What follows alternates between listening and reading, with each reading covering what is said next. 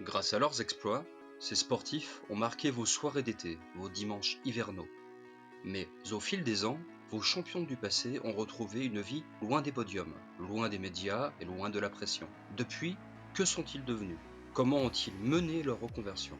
Bienvenue sur Champions Retrouvés, le podcast qui donne la parole à vos sportifs préférés du passé. 3 médailles d'or aux Jeux Olympiques et 10 titres mondiaux, c'est l'un des plus beaux palmarès du sport français. Invaincue dans sa discipline, le cyclisme sur piste, de 1995 à 2000, elle a pris sa retraite au sommet lors des JO de Sydney avec 2 titres olympiques. Nous avons le plaisir d'accueillir aujourd'hui Félicia Ballanger.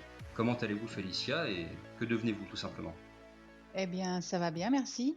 Ce que je deviens, c'est, voilà, je suis, une maman la maman de 2 garçons, 2 ados maintenant et puis, je suis, professeure de sport à la direction de la jeunesse et des sports de la Nouvelle-Calédonie. Vous avez pris votre retraite donc en 2000. Est-ce que votre reconversion a toujours été une grande préoccupation pour vous? Oui, oui, parce que j'ai toujours eu le souci de, j'ai toujours eu conscience qu'une carrière sportive, ça ne durait pas, très longtemps finalement et puis que derrière et beh, il y avait encore une autre vie qui durait, plutôt, 40 ans que 10 ans. Donc j'ai toujours eu le souci de ne pas arrêter mes études, de les continuer, à un rythme de sportif de haut niveau, donc un peu moins rapide que les étudiants normaux et puis, de préparer ma reconversion pour, ne pas justement être dans une impasse au moment où il, fallait se retirer. Arriviez-vous bien à vivre de votre sport quand vous étiez professionnel? Je vivais correctement, je réussissais à oui, à vivre. J'avais plusieurs, sponsors, différents, des partenaires qui ont été fidèles, tout au long de ma carrière. Donc, évidemment la fédération, française de cyclisme, nous mettait dans des conditions, d'entraînement et d'hébergement et puis ensuite, j'avais des partenaires comme le conseil général de la Vendée qui m'a toujours accompagnée.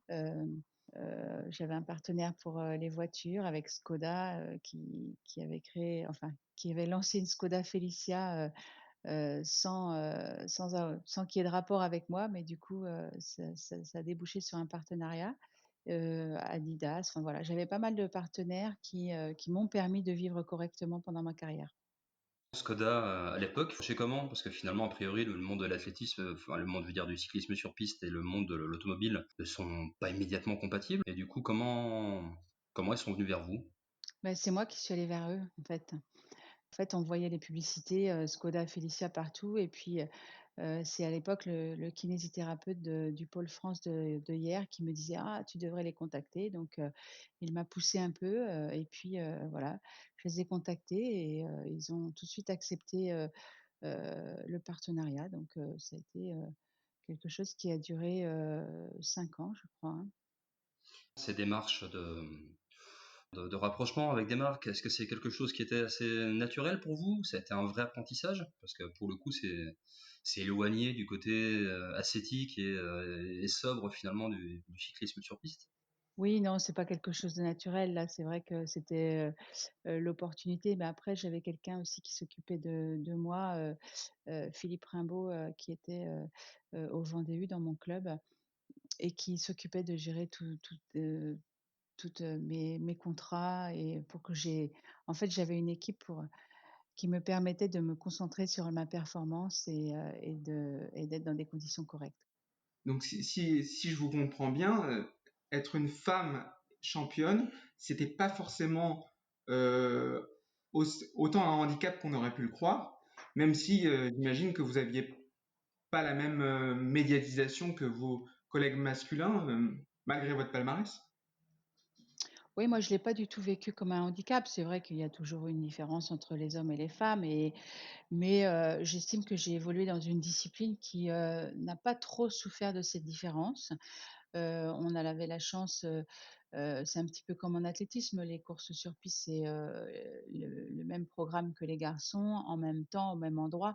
On n'est pas isolé quand on est une femme et du coup, on bénéficie un peu de la même lumière, médiatique donc j'ai pas souffert franchement de ça et je pense que j'ai eu, les retombées, correctes, qui m'ont permis de vivre de ça. Votre parcours de sportive, j'imagine que ça vous a servi pour la suite, pour ce que vous faites maintenant. Ah bah oui, hein, planifier, avoir des projets, des ambitions, des objectifs, ça sert, tout le temps, hein. On apprend à le faire en tant que sportif et après, ça sert dans la vie de tous les jours. Donc ça, ce sont des expériences, s'accrocher, persévérer, c'est que des valeurs du sport qui aident après, hein.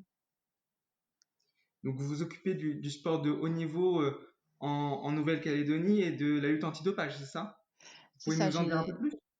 j'ai 2 missions principales à la direction de la jeunesse et des sports, ici à Nouméa. C'est le suivi du sport de haut niveau et donc plus particulièrement des sportifs et puis la lutte antidopage, donc toute l'élaboration et la mise en œuvre du programme antidopage, en Nouvelle-Calédonie. Et ce suivi, justement, il se manifeste comment au quotidien? Bah, au quotidien, il faut savoir que les sportifs de haut niveau calédoniens sont, à 95 expatriés en métropole. Donc du coup, on les a pas sous la main, donc on échange, bah, on fait attention à ce qu'ils soient dans des conditions correctes, pour continuer à progresser, c'est, voilà, un accompagnement, pour les aides qu'ils peuvent avoir, c'est un suivi des performances, c'est, éventuellement échanger pour leur reconversion. Enfin voilà, c'est pas mal de petites choses comme ça. Quels sont vos rapports avec la ministre des Sports en métropole? Est-ce que vous devez lui rendre des comptes, sachant qu'il y a un gouvernement de Nouvelle-Calédonie, c'est ça, hein? Oui, c'est ça, il y a un gouvernement en Nouvelle-Calédonie et d'ailleurs la compétence du sport est transférée, à la Nouvelle-Calédonie donc le code du sport, métropolitain n'est pas applicable ici. Donc on a nos textes et la direction jeunesse et sport est une direction du gouvernement, mais il y a des cadres de l'État, qui sont affectés dans cette direction, dont moi.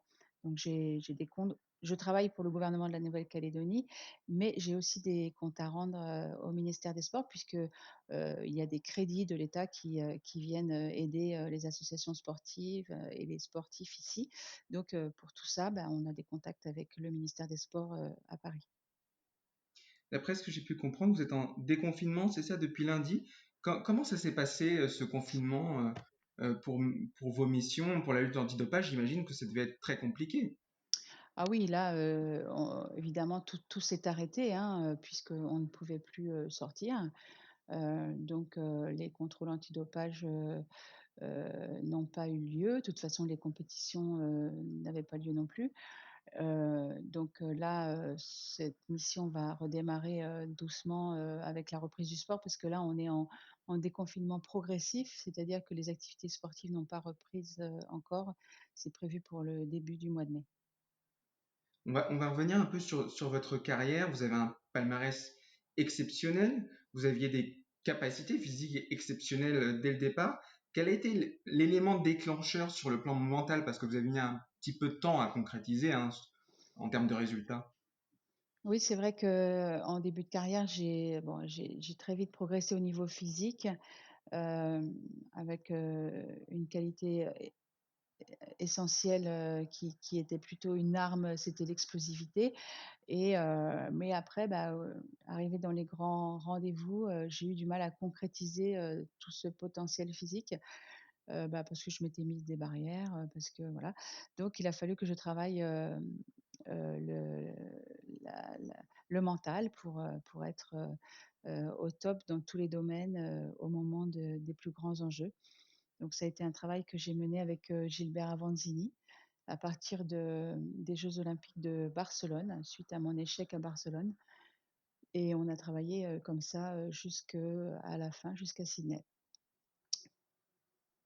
Est-ce que ça a été difficile pour vous de vous remettre de votre grosse blessure qui a suivi un Barcelone? Vous avez chuté, c'est ça? Et c'était assez impressionnant, hein, d'après ce que j'ai pu comprendre. Alors oui, j'ai eu dans ma carrière, de la chance puisque j'ai eu, 2 blessures, 2 grosses blessures, mais les 2 étaient la même année. Donc du coup, ça m'a fait perdre qu'une saison. C'est-à-dire que j'ai été, début de l'année, au mois de mars, je suis tombée sur la piste de hier et j'ai été transpercée par une latte de bois et après être revenue, difficilement, voilà, au championnat de France, de la même année en 93, j'ai eu une chute, en finale, et je me suis cassé la clavicule et alors qu'il y avait le championnat du monde 3 semaines après. Donc cette année 93 effectivement n'était pas un grand souvenir, mais comme, pour beaucoup de sportifs, hein, les accidents, permettent de réfléchir aussi et de se remettre en question. Donc, c'est vraiment après cette année-là que j'ai compris que même si on était doué, il fallait travailler tous les jours. Et est-ce que c'est quelque chose qui vous manquait à l'époque, ce volume de travail, je dirais, ou est-ce que vous étiez déjà une grosse bosseuse, mais là, fallait en faire encore plus? Non, non, je jouais beaucoup sur mes qualités innées et j'avais pas compris que sans investissement, à chaque exercice, à chaque entraînement, eh bien, je ne ferais plus la différence. Donc même si ça pouvait passer, au niveau national, après, au niveau international, ça passait plus et même au niveau national, il y avait des filles qui venaient, me chatouiller un petit peu parce que je ne travaillais pas et qu'elles oui, quoi. Donc ces blessures ont permis effectivement de se rendre compte que c'était pas le tout d'avoir des qualités physiques, que l'investissement à l'entraînement, au quotidien, était la clé aussi de la réussite. Cette tranche, je dirais, allant du début des années 90 jusqu'au milieu des années 2000, ça a peut-être été l'âge d'or, du moins en matière de résultats du cyclisme sur piste français. C'est un peu moins le cas à l'heure actuelle, même si bien sûr des têtes d'affiche quand même ça apparaissent, comme Mathilde Gros par exemple. Mais à quoi vous attribuez justement cette, cette période entre guillemets de vache maigre? Ça serait lié peut-être à un manque de travail ou un manque de moyens peut-être, ou simplement une génération moins forte? Non, je crois que la piste française a toujours, eu de la chance. C'est pas de la chance, mais il y a toujours eu des coureurs de qualité, hein, notamment, chez les sprinteurs. Il y a eu beaucoup de générations qui se sont succédées, depuis, la génération, Morellon, Trentin et ensuite régulièrement, on avait des belles générations comme ça. Donc il y a un savoir-faire. Après, je crois que là où on a pêché, c'est sur la formation des entraîneurs puisque, on a eu des entraîneurs comme Daniel Morellon qui sont restés, 40 ans en poste, mais derrière, on n'a pas su anticiper et former, de jeunes entraîneurs pour la suite et malheureusement, le peu qu'il y a, certains partent à l'étranger, enfin voilà. Donc, on n'a, à mon avis, pas préparé, l'après, Morellon et Quintin et du coup, c'est vrai que, on paye un peu. Alors déjà qu'on a un déficit de vélodrome, hein, puisque, jusqu'à il y a très peu de temps, il y avait, 2 vélodromes couverts, en métropole. Enfin, je compte même pas Bercy puisque c'était 0 jour de vélo dans l'année, mais il y avait Grenoble et Bordeaux qui avaient du mal à survivre. Donc jusqu'à très peu de temps, il y avait peu de vélodromes couverts et c'est très difficile de développer, une discipline quand on n'a pas d'équipement. Donc déjà, on partait avec un handicap, parce qu'on part avec, une base, moins fournie. Donc trouver des champions, déjà dans un nombre de sportifs, restreint, c'est encore plus compliqué pour les éducateurs et les entraîneurs. Entre-temps, le vélodrome de Montigny le Bretonneux a été mis en place. C'est un superbe outil, mais qui est quand même assez centralisé. Et d'une part pour les personnes qui vivent en région, en métropole, mais également pour les ultramarins, est-ce qu'il y a suffisamment d'équipements et on se débrouille comment justement pour réussir à toucher tout le monde? Alors, il y a maintenant, plusieurs vélodromes, hein, puisqu'on a Roubaix, il y a Bourges, il y a un projet, en Bretagne et j'ai cru voir. Donc, ça va on va dans le bon sens, hein, quand même. C'est vrai qu'au niveau de la métropole, ça se développe, hein, donc, normalement les régions devraient avoir, beaucoup plus de petits pistards.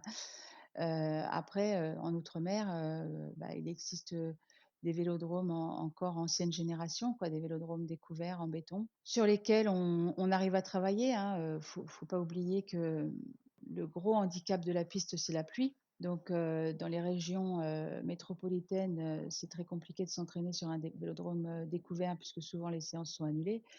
Mais, ici, il faut quand même reconnaître que, la météo est plus clémente et que les séances, annulées sont beaucoup moins nombreuses qu'en métropole. Maintenant, c'est vrai que Je vois pour la Calédonie, le vélodrome date de 1960, je crois. Et il mériterait un bon coup de neuf. Et il y a un projet de destruction et de reconstruction d'un nouveau vélodrome plus aux normes internationales. Il y a les Jeux Olympiques 2024 qui se profilent. Dans cette perspective, est-ce qu'il y a un véritable plan justement pour remettre le cyclisme français j'allais dire au top, hein, parce qu'on parlait de vache maigre, c'est peut-être un peu dur, mais est-ce que vous estimez que c'est suffisant? Est-ce qu'il y a un plan? Est-ce qu'il y a un projet? On se souvient des Britanniques à Londres en 2012 et la véritable radia, hein, qu'ils avaient opéré là-bas. Qu'est-ce que vous pensez des perspectives pour 2024? Ah ben je les connais pas, hein, je sais pas du tout, parce que je suis pas, je veux dire, je n'ai pas de mission, pour la fédération, donc je suis pas au fait, des projets de la Fédération française de cyclisme. J'ose espérer quand même que quand on reçoit les Jeux olympiques, on va faire en sorte que les champions soient prêts et présents et prêts à gagner. Mais ça crée toujours une dynamique quand même d'avoir, une épreuve de ce type-là. C'est même un rêve, même pour les sportifs de courir les Jeux olympiques à domicile. Alors, j'espère quand même que les plans, de la fédé et du ministère des sports, de toute façon, ce sera pour toutes les disciplines pareil, sont de mettre, d'ailleurs la création de l'Agence nationale du sport, est un peu le reflet de cette volonté de mettre en ordre de marche, le sport de haut niveau pour gagner à Paris, quoi. En parlant de rêve, vous en avez accompli pas mal quand même. Est-ce que vous auriez des souvenirs, deux, trois souvenirs marquants à partager avec nous? On pense évidemment à votre sortie à Sydney, qui était majestueuse, mais vous en avez un plus marquant encore pour vous? Oui, alors en termes d'émotion, le plus marquant pour moi a été mon premier titre de championne du monde à Bogota en 95, parce que c'est un titre, après lequel je courais donc depuis, 90 où je fais 4e, 91 4e, 92 aux JO 4e, 93 blessée donc 94 2e où je suis battue à la photo finish dans la belle. Donc toutes ces années, c'était lourd et donc 95 arrive vraiment comme une libération, et voilà, j'ai atteint mon objectif et après ça a été, une autre vie, on va dire. Donc ça émotionnellement, c'était très fort à Bogota. Après, j'ai eu, de très bons souvenirs, hein. Chaque titre, était agréable, effectivement, le premier titre olympique à Atlanta était aussi, mémorable parce que j'ai rencontré la championne olympique en titre en quart de finale et puis je n'ai pas craqué face à elle alors que c'était justement un de mes points faibles, c'est que quand j'admirais des sportifs, j'avais du mal à les affronter.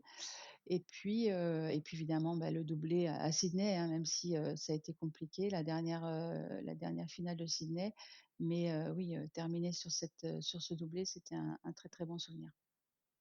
Vous nous dites que c'était compliqué la dernière finale de Sydney. Est-ce que c'était compliqué psychologiquement aussi parce que vous saviez que vous alliez prendre votre retraite? Ben oui, en fait, c'est ça le problème des sportifs, il y en a peu qui se rendent compte, hein, puisqu'il y a, la préparation psycho quand même,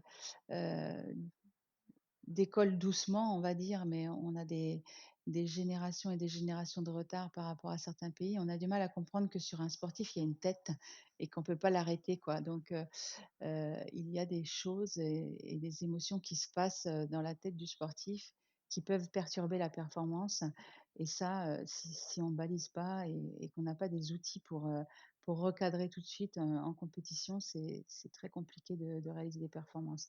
Moi, je me souviens qu'à Sydney, ce qui m'a perturbée aussi parce que, comme je disais, on est toujours en alternance avec les garçons, les sprints se suivent pour que chacun puisse récupérer et là, je voyais, Laurent Gannet et Florian Rousseau se faire battre par un Américain qui avait, une jambe de plus que tout le monde et je me disais: «Ah bah oui, Florian Rousseau, il se fait battre», alors que moi, j'étais souvent comparée à Florian donc je me dis: «Bah ouais, c'est vrai en fait, même les plus grands champions peuvent se faire battre» et c'est comme ça que j'ai failli perdre le fil de mon tournoi à moi, quoi. Et justement, face à Oksana Grechina, c'est cette russe, vous gagnez, me semble-t-il, la première manche, elle remporte la seconde. Et qu'est-ce qui s'est passé justement avant la belle avec votre équipe? Ben, Daniel Morellon, voilà, parce qu'en fait, je travaillais avec Gilbert Vanzini sur la prépa psycho et il avait trouvé comme stratégie de toujours décaler l'objectif. C'est-à-dire que, voilà, en 99, on avait des championnats du monde à Berlin qui étaient évidemment très, très importants pour moi parce que tous les titres de championne du monde, je les voulais. Mais, lui, il arrivait à m'enlever de la pression et de l'enjeu. Il me disait, oublie pas que le plus important, c'est Sydney, c'est l'année prochaine. Et du coup, il allégeait cet enjeu du championnat du monde. Et du coup, j'étais plus performante. Mais là, comme j'avais annoncé ma retraite à Sydney et que je voulais pas en démordre, parce que moi, j'avais pas forcément saisi sa stratégie, et bien, il était un peu démuni parce que j'avais dit, Sydney, ce sera ma dernière course. Et du coup, bah, je m'étais mis une pression énorme, quoi. Donc, c'est là, où, Daniel, Morellon est intervenu, à sa manière pour me recadrer, me dire: «Ah, ça va pas recommencer». Il m'a reprojeté dans ces premières années où je perdais toutes mes demi-finales et où j'étais en échec. Et du coup, ça m'a fait un coup de fouet qui m'a permis de m'arracher pour la belle et aller chercher ce titre. On parle souvent de la retraite comme d'une petite mort. Comment vous l'avez vécu, vous? Parce que en termes d'émotions fortes, Sydney, ça a dû être extraordinaire. Donc, est-ce que ça vous manque, ça, justement? Comment vous l'avez vécu, cette petite mort? Alors après, ouais, c'est vrai qu'en dehors du sport, il y a pas d'intensité, aussi forte. Le stress qu'on peut ressentir au début d'une compétition, les émotions qu'on peut avoir quand on réussit, ou quand on échoue d'ailleurs, c'est vrai qu'on les rencontre pas souvent dans la vie normale. Et d'ailleurs, je sais même pas si on les rencontre, à cette intensité, quoi. Bah, moi, j'avais planifié, c'est vrai que j'ai la chance aussi de pas avoir fait du sport pour être dans la lumière. C'est le fait d'avoir fait des performances qui m'a mise un peu dans la lumière, mais c'est pas ce que je recherchais, donc j'ai pas souffert du fait qu'on parle plus de moi ou, moi, l'essentiel pour moi, c'était qu'on reconnaisse mes performances. Après, bah, voilà, j'avais d'autres objectifs, hein. J'avais ma vie professionnelle à organiser. Je voulais avoir des enfants, donc c'était vraiment, une autre vie et je pense que je l'ai pas mal vécu. J'ai pas trop souffert de ça. Justement, les enfants, d'une part, comment ils vont, et surtout, est-ce que c'est une émotion forcément extrêmement forte aussi? Surtout après une carrière où, enfin, on sait très bien que le cyclisme sur piste, c'est des entraînements qui sont durs, c'est beaucoup de muscu, c'est un rapport au corps qui est un peu particulier aussi parfois. Et la maternité, justement, vous l'avez vécu comment? Eh bien, très bien en fait. Je j'étais pas forcément, attirée par la maternité, mais je voulais des enfants pour, transmettre. Hem Et finalement, bah, la maternité, enfin moi, je l'ai très, très bien vécu. C'était plutôt agréable.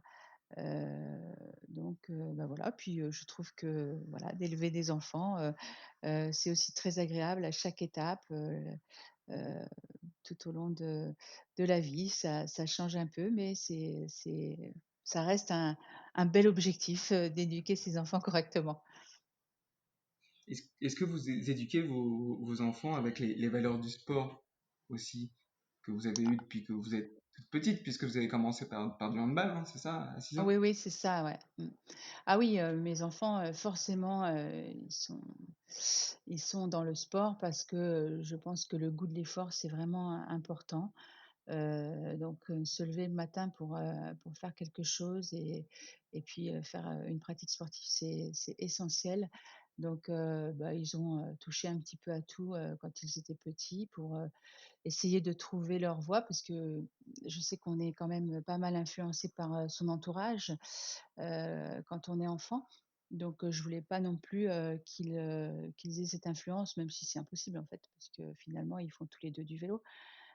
Mais ils ont, testé d'autres disciplines, pour, bah, faire leur choix tout seuls et puis, bah, naturellement ils sont arrivés dans le cyclisme. Quel cyclisme? Cyclisme sur piste, juste comme vous? Évidemment.